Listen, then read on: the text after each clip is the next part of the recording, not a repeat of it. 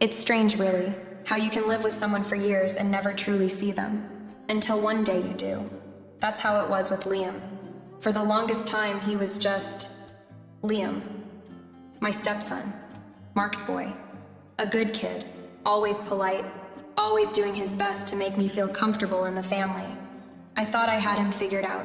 Quiet but kind. A little awkward.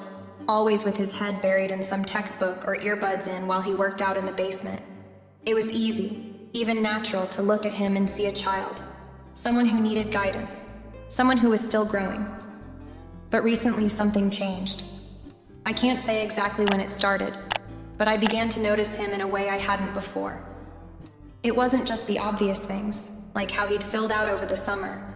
Broad shoulders, lean muscle, a sharpness to his jawline that hadn't been there before. No, it was something deeper, more subtle. The way he carried himself had shifted. There was confidence now, and ease in the way he moved through the world, like he was starting to understand the weight of his own presence. And that presence, it was hard to ignore. I remember the first time it really hit me. It was during dinner one night. Mark had made some offhand comment about Liam needing to start thinking about college, and Liam just laughed, this low, warm sound that filled the room. His eyes caught mine across the table, and for a second I forgot what we were talking about. There was something about the way he looked at me, steady, self-assured, that left me unsettled. Not in a bad way exactly, but in a way that made me question everything I thought I knew about him. I tried to brush it off. Of course, Liam was growing up. He was 18, for God's sake. It was only natural that he'd start to look and act more like a man. But the more I noticed, the harder it became to ignore. The little things started to stand out. The way his voice had deepened over the past year. The quiet confidence in his laugh. The way he'd roll up his sleeves while helping Mark fix something around the house, revealing arms that didn't belong to a boy anymore. And then there were the moments when I'd catch him looking at me. Quick glances that felt more deliberate than casual. Or maybe that was just my imagination. I wasn't sure anymore. I told myself I was being ridiculous, overthinking it. But the awareness. It followed me through the days, creeping into my thoughts at the most unexpected moments. I'd be folding laundry and remember the way he leaned casually against the kitchen counter, that easy smile on his face. I'd be reading in the living room and hear his laugh from the basement, low and rich, and feel something stir inside me that I couldn't quite name. It wasn't that I didn't love Mark. I did. He was a good man, steady and dependable, the kind of person you could build a life with. But with Liam, there was something else, something I hadn't felt in a long time. And that terrified me, because what kind of woman notices her own stepson like that? What kind of person lets her mind wander into territory it has no business exploring? I tried to push the thoughts away, to focus on the practicalities of life. Work, the house, my marriage. But Liam's presence had a way of creeping in, subtle and undeniable. He wasn't just a boy anymore, and the realization left me off balance, unsure of where we stood, unsure of myself. It happened on one of those late summer evenings when the air hangs thick and the house feels too quiet. Mark was away on a business trip, leaving just Liam and me. I'd spent most of the day trying to keep myself busy, organizing the pantry, answering work emails, anything to keep my thoughts in line. By early evening, though, I decided to tackle the basement, which had turned into Liam's unofficial gym over the past year. It wasn't my usual space. I tended to leave it to him. But something about the stillness in the house made me restless, itching to keep moving. The basement was dim and cool, a stark contrast to the summer heat outside. As I stepped down the creaky wooden stairs, I could hear faint music playing. It was rhythmic, pulsing, a playlist I didn't recognize. When I turned the corner, there he was. Liam stood at the far end of the room, finishing a set of pull-ups on the metal bar he'd installed himself. His back was to me, muscles flexing and straining under the faint sheen of sweat. He wore a fitted tank top and athletic shorts, his movements fluid and precise. For a moment, I froze, caught off guard by the sight. He looked so grown, so assured in his own body. I must have made a noise, shifted my weight, or let out a small sigh, because he turned, his eyes meeting mine instantly. "Oh, hey," he said, his voice easy and warm, like I hadn't just stumbled into his space unannounced. He grabbed a towel, wiping his face and neck as he stepped toward me. "Hey," I managed, my tone casual, even as I felt my pulse quicken. "I thought I'd come down and see if this place needed tidying up." I gestured to the equipment scattered across the room: dumbbells, resistance bands, a stray water bottle. Liam laughed softly, the sound low and unhurried. "You don't have to worry about this. I keep it pretty clean." He tossed the towel onto a nearby bench and leaned against the wall, arms folded. His smile was disarming, effortless. "Well, I needed something to do," I replied, trying to ignore the strange tension building in the air. He tilted his head slightly, his gaze steady. "You don't have to keep yourself busy just because Mark's not here, you know. You could relax for once." It was such a simple statement, but something about the way he said it felt different. Like there was an undertone I couldn't quite place. Or maybe I was reading too much into it. I quickly redirected, gesturing to the weights again. "Still, it wouldn't hurt to straighten up a little. You're lucky I don't you rent for this gym." Liam grinned, stepping closer to me now, and I could feel the warmth radiating from him. "You know, you don't give yourself enough credit for how much you do around here." His tone was sincere, his eyes locked on mine, and for a moment I felt completely exposed. I laughed lightly, hoping it would break whatever was happening. "That's what I'm here for, I guess." "Not just that," he said, his voice softer now. "You're more than that." His words, and so did his gaze, heavy with something I didn't dare define. I felt my breath catch, the air between us in a way I couldn't ignore. I quickly looked away, reaching for a stray water bottle on the floor. "Well, don't let me interrupt your workout," I said, my tone deliberately breezy as I turned toward the stairs. "Thanks, Samantha," he said, and the way he said my name, steady, deliberate, sent a shiver down my spine. I didn't turn back as I climbed the stairs, but I could feel his eyes on me the entire time.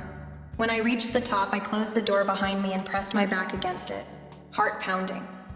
Something had shifted between us in that basement, and I knew I couldn't pretend otherwise. The days after that evening in the basement felt different. It wasn't just me imagining things anymore. There was something unspoken between Liam and me, and it hung in the air like a wire, impossible to ignore.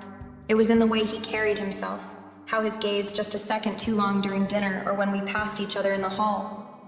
I tried to convince myself it was nothing, but my mind wouldn't let it go. I began noticing every little thing, the way he'd casually touch my arm when handing me something, the subtle deepness in his voice when he spoke to me, even the way his presence filled a room. It felt like every interaction was laced with an energy that hadn't been there before, or maybe I had just never noticed it until now. One morning, I caught myself at the kitchen window, watching as Liam mowed the lawn.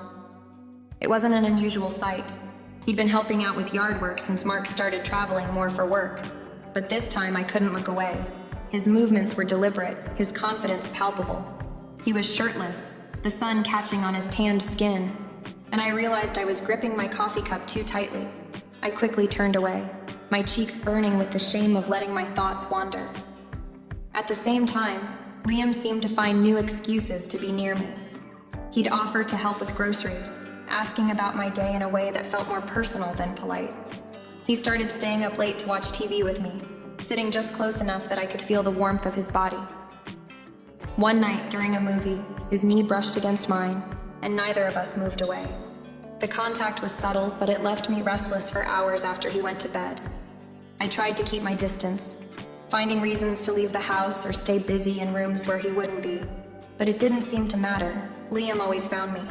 One afternoon, while I was folding laundry in the living room, he wandered in and plopped down on the couch, stretching out like he owned the place. "Need any help?" he asked, his tone casual but his eyes focused on me. "I've got it," I replied quickly, keeping my eyes on the towels in my hands. He didn't leave.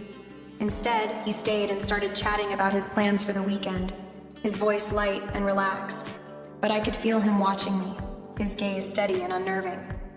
When I finally glanced up, he was leaning forward, elbows on his knees, a faint smirk tugging at his lips. "You seem distracted lately," he said, his words careful but pointed. "I'm not distracted," I shot back, perhaps too quickly. "Just busy." "Busy, huh?"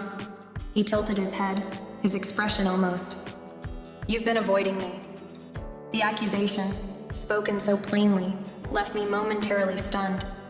"I haven't been avoiding you," I said, trying to sound convincing. Liam leaned back, his smile fading into something softer, more serious. "You don't have to," he said quietly, his voice barely above a whisper. "Avoid me, I mean." I didn't know how to respond, so I didn't. Instead, I busied myself with the laundry again, my hands trembling slightly. The tension was unbearable, but I couldn't tell if it was coming from him, from me, or from the space between us that felt too small. Each day brought a new test, a new moment that left me questioning everything. I told myself it was wrong, that I was reading too much into things, that Liam was just being friendly. But deep down, I knew the truth. This wasn't just in my head. Whatever this was, it was mutual, and it terrified me. The house was unusually quiet that night. Mark was still away on his trip, and I had spent the evening trying to lose myself in a book. Anything to escape the weight of my thoughts. Liam had been in his room most of the day, which gave me some relief, but I couldn't shake the feeling that something was about to happen. It was late, nearly midnight, when I heard the faint sound of footsteps coming down the stairs. I froze, pretending to stay focused on the book in my hands, but my heart was racing. "Still up?" Liam's voice broke the silence as he appeared in the doorway to the living room. I looked up, forcing a casual smile. "Couldn't sleep. You?" He shrugged, leaning against the doorframe, his expression unreadable. "Same." For a moment, neither of us said anything.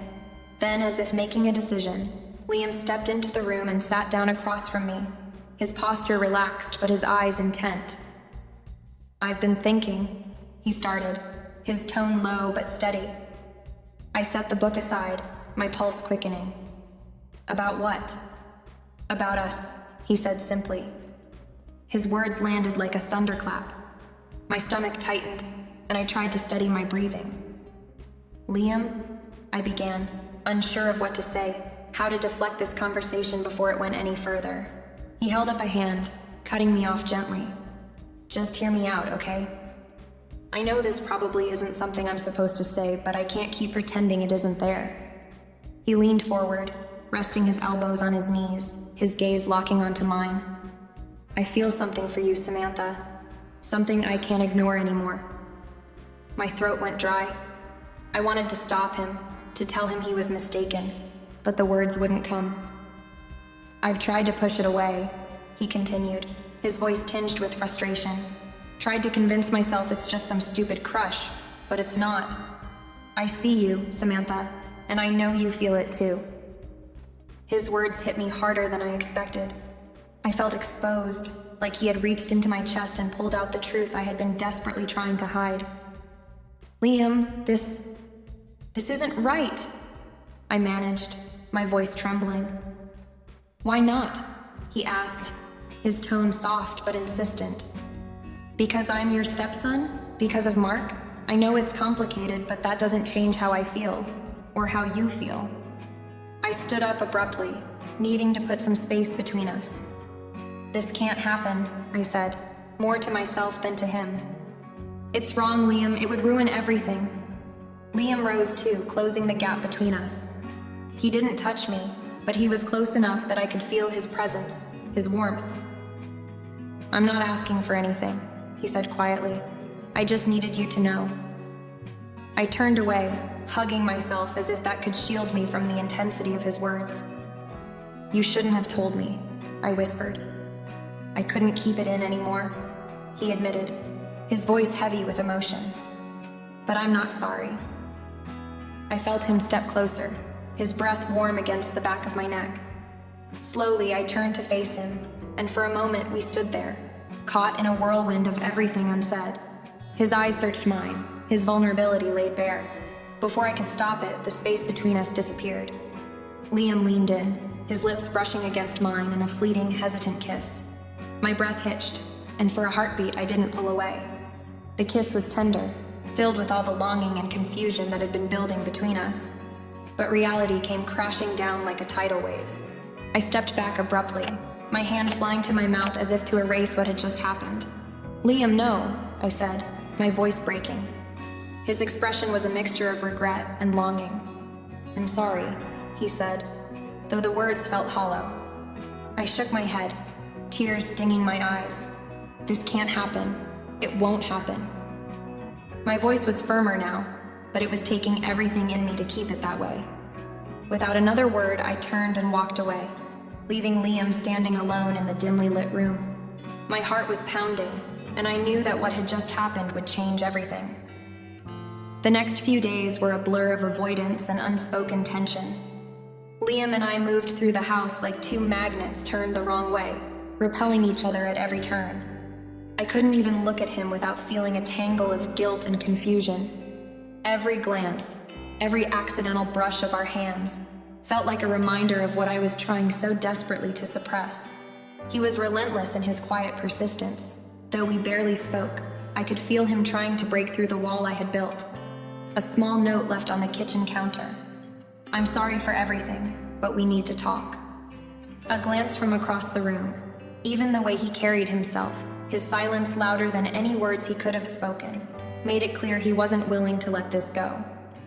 I, on the other hand, was doing everything in my power to pretend nothing had happened. Mark would call every evening to check in, his voice calm and oblivious, and I would force myself to act normal, cheerful even.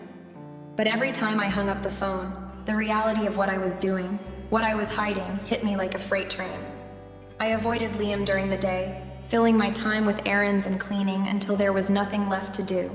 But the nights were the worst. Lying awake in bed, my mind would wander back to that moment in the living room. The way his voice trembled when he confessed his feelings. The way his lips felt against mine for that fleeting, forbidden second. I hated myself for thinking about it, but I couldn't stop. Liam wasn't making it easy either. One evening, as I was putting away groceries, he appeared in the doorway. He didn't say anything, just stood there, watching me with an intensity that made my heart race. "What is it, Liam?" I asked, trying to sound casual, though my voice wavered. "I need to know where we stand," he said, his voice steady but low, as if he was afraid of pushing too hard. I sighed, setting down the bag of apples I had been unpacking. "We stand where we've always stood. You're my stepson and I'm your stepmother. That's it." His jaw tightened, and he stepped further into the room. "You don't mean that," he said, his tone almost challenging. "I know you don't." I turned to face him, trying to keep my expression neutral, but the look in his eyes nearly broke me.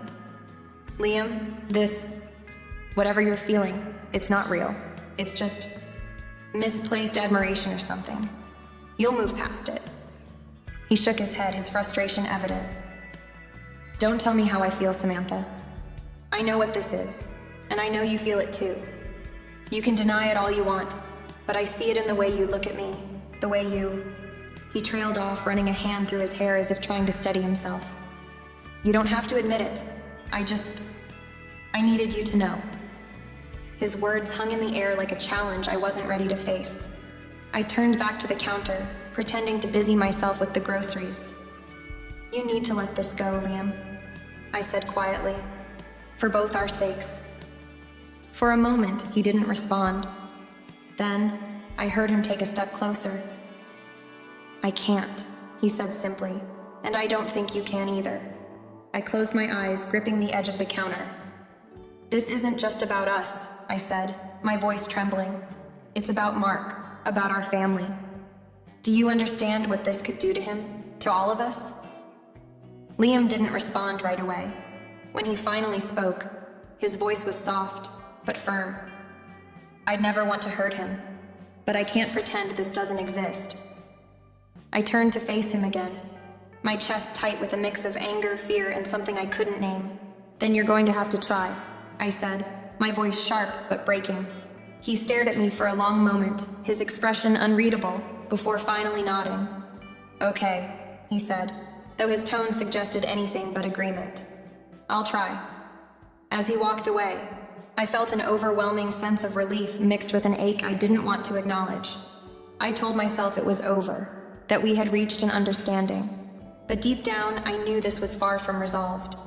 It was a quiet Sunday afternoon when the final conversation happened. Mark had taken a trip to visit an old friend, leaving Liam and me alone in the house. I had spent most of the day avoiding him as usual, retreating to my room with a book I wasn't really reading. The words blurred together as my mind cycled through the last few weeks. His confession, the kiss, the growing tension that neither of us could escape. I heard his footsteps on the stairs before I saw him. A part of me hoped he'd keep walking, but he stopped at my door, hesitating before knocking lightly. "Samantha?" His voice was soft, cautious. I hesitated, but eventually set the book aside. "Come in." He stepped inside, his hands shoved into the pockets of his jeans, his shoulders tense. He looked older somehow, like the weight of everything had aged him in a matter of days. "We need to talk," he said, his voice steady but quiet. I nodded, gesturing for him to sit on the chair near the window.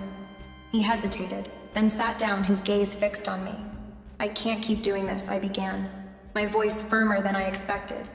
"Liam, this thing between us, it has to stop. It's wrong. You know that, don't you?" He looked down, his jaw tightening. "I know it's complicated, but that doesn't mean it isn't real." I exhaled, shaking my head. "It doesn't matter if it's real. What matters is what it could do to this family. To Mark." He looked up at me then, his eyes filled with a sadness that nearly broke me. I've never wanted to hurt him, you know that.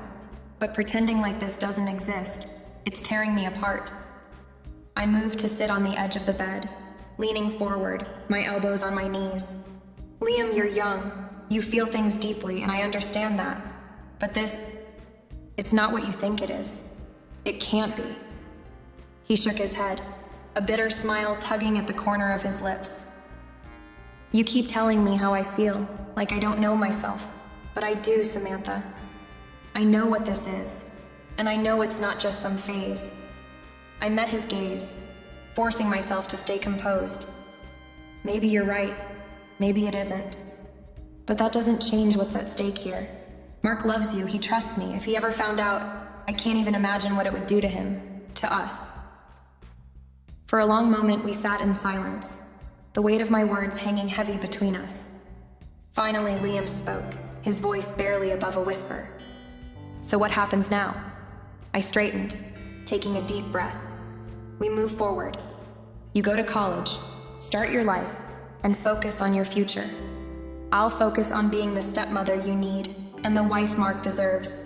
We keep things as they were before any of this ever happened." He frowned, his eyes glistening with unshed tears. "And what about how we feel? We just forget it?" I swallowed hard, my throat tight. "We don't forget, Liam. We let it go. There's a difference." He nodded slowly, wiping a hand over his face. "I don't know if I can," he admitted. "You can," I said firmly. "And you will. Because you're stronger than this, and because it's the right thing to do." Liam stood, hesitating for a moment before crossing the room to stand in front of me. "I'm sorry," he said quietly. I looked up at him, my chest aching. "I know." He leaned down, pressing a kiss to the top of my head, gentle but not inappropriate. Then he stepped back, his hands falling to his sides. "Goodbye, Samantha." "Goodbye, Liam," I replied, my voice barely audible. I listened as he walked out of the room and down the stairs. When the front door closed behind him, I let out a breath I hadn't realized I was holding. The ache in my chest remained, but it was laced with a sense of finality. I had made my choice, and so had he. It was painful, but it was necessary. As the afternoon sunlight filtered through the window, I sat alone, letting the silence settle around me. I knew the memory of what had almost been would, but I also knew we had done the right thing. And for the first time in weeks, I felt a sliver of peace.